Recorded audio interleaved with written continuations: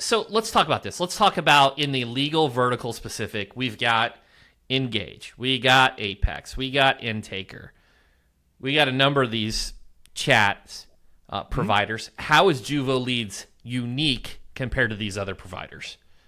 Sure. So let me, I'm punching up so I can talk about Engage. They're owned by Internet Brands, this $1 billion company. They claim to have 10,000 ish sites they work with.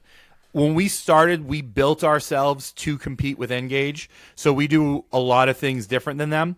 When we go on a site that Engage, so first off, why people use chat is you don't sell their the client leads, do you? so We'll I know talk you're about that in a referencing. second. Yeah. So that's a big differentiator Slight nowadays. jab. Yeah. That's actually that fact has helped us a fair amount when talking to clients. How we differentiate in a lot of different ways. There's a lot of technical features, but essentially what it comes down to is when you use us versus an Engage versus an Apex, you're going to get more leads and you're going to have better conversations. 70% of all of our biggest clients are former Engage and Apex users.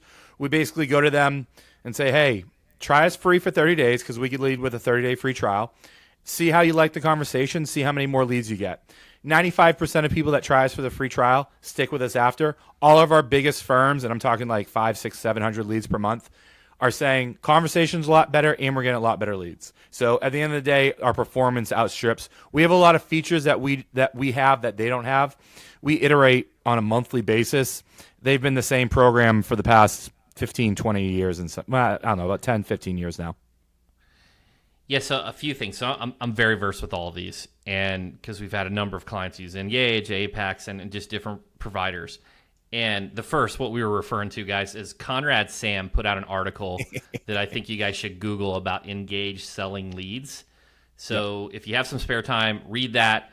I don't know how true or untrue that is. Having said that, it's really looking like it was true, that they were selling leads that weren't accepted. So not a good business practice, and a lot of trust lost there.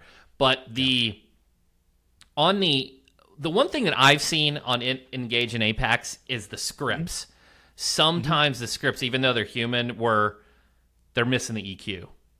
Yep. It's like this person's having the worst time of their life, and there's just a lack of EQ. It's just a systematic robotic. They're asking the questions. Is that one of the differentiators where, hey, you're training your intake specialists on EQ? Like, what makes your human-powered intake stand out above those and get these extra conversations? Is it the training? A little bit. So we do every chat that we have is manually reviewed, and we score on a 10-point scale, and our agents are hired, fired, promoted, demoted based on their bi-weekly chat score. So we pay a lot of attention to that. The other thing that for us is, and we pay literally double what Engage pays their agents. Engage agents wouldn't get hired by our company. They're not qualified enough. So that's on the operation side. But the other thing that we do differently is that when we work with a firm, we're not just going to use a template chat script. We work with them to find out what leads they want, what leads they don't want. So we're not going to ask the dog bite case the same questions that we ask the car accident case. If we say, where did the accident occur and it was a slip and fall or it was a dog bite, it's a little bit awkward. Like, those low EQ moments, emotional intelligence is what you're referring to there. We always customize it. So the more we customize it, the more we can fit the standards. But the big differentiator between all human-powered chats is what happens when you go off script. So what happens when they start asking questions that don't really fall in line, or this person starts really pressing like, hey, I just need the answer to this question. That's where we excel. So the proof in the pudding for us is when we're live with the client for 3 or 4 months down the road, and we check in every few months and just say, how are things going, usually after the first 30 days and then periodically from there. And the most common response that I get, and it's always pretty funny, is, Ted, I'm used to like having a lot more feedback here and like sending a lot of leads over because we didn't like them. We're not having those conversations anymore because we're happy with what we're getting. So usually our check-ins are, hey, everything's good. And then they kind of laugh and they say, this wasn't the way when we use our old chat provider, be it any of the two companies you're talking about before. Have you noticed that have an impact on things like reviews? Because some of our clients will get a negative review because of just the intake. Have you seen it transfer into potentially mitigating the reviews? And then as a totally separate question, just how do you handle the referral situations when you don't, when the firm doesn't do that type of law? Sure. Well, two things. One, we've been around about 7 years now. I've never we've never had a law firm complain and getting a negative review because of a chat interaction. So we've never had that, and we're doing, thousands of chats a day. It's never occurred. I'm not saying it couldn't, but it hasn't to date.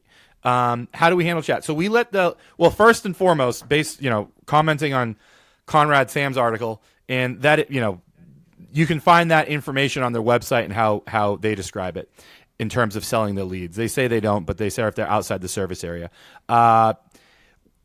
We never send leads from one firm to another firm. We don't do that. We don't think it's ethically right, and I'm not even quite sure if it's legally okay to do, but we would never do that. So how we work with firms is we say, tell us what you want us to do with the leads that don't fit the criteria that matches for a good lead. By default, we say they're in our system, but we don't send them to them. But maybe we'll work with a firm that says, hey, Ted, we do PI, but my cousin's firm down the road does family law.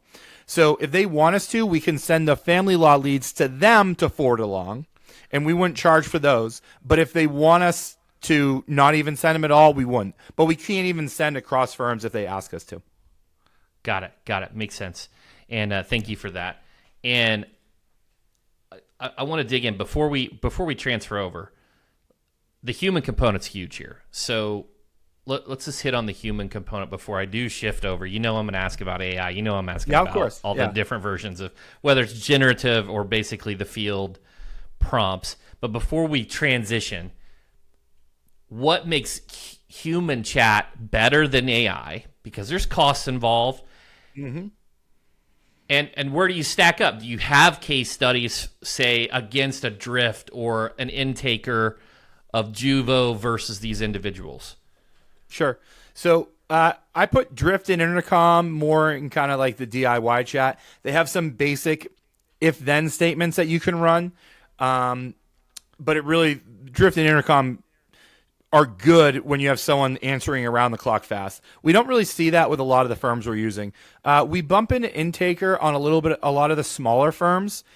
They are a lot cheaper than us, and they are a lot cheaper than Human Powered because it's a software tool. It's a pretty cool software, and I like using it. It doesn't get you as many raw leads. Like our angle as a company is we're not a chat company. We're a company that's going to get you 40% more leads. The way we do it just happens to be chat. Because when we put chat on a website, we give everyone that free 30-day trial. If they're not using chat before us, we show them they're getting more leads, generally 45 to 50% more leads as soon as you put human-powered chat on it. The key to chat is it's a very simple game. Say the right things, but more importantly, when someone asks a question, say it fast. If we take more than 15 seconds to reply to a chat, we've already lost 20% of the chatters. Once we hit 30 seconds, we're down to about 50%. So for us, the name of the game is answer it fast with a person by saying the right thing. So for us, it's all about timeliness to reaction. Speaking of Intaker specifically, what we do there is we give anyone a free 30-day trial. So we go back and forth with clients with them. Usually when the clients use us, they see about 40% more leads, but we've had clients that we've gotten 100% more leads for, mainly because we can take that lead a little bit further. So we have a client that we're working on with now in California. They were using Intaker. They came to us. We're actually booking appointments on 5 different people's calendar. So you can't do that based on the rules and what they say in the chat. So it's an insurance firm. They have 5 or 6 different types of insurance. We'll literally book a consult on the attorney's calendar based on how the chat goes and what they say. So it's a little bit more nuanced than most of our chats, but that's a level of complication that you can't do with a bot chat currently.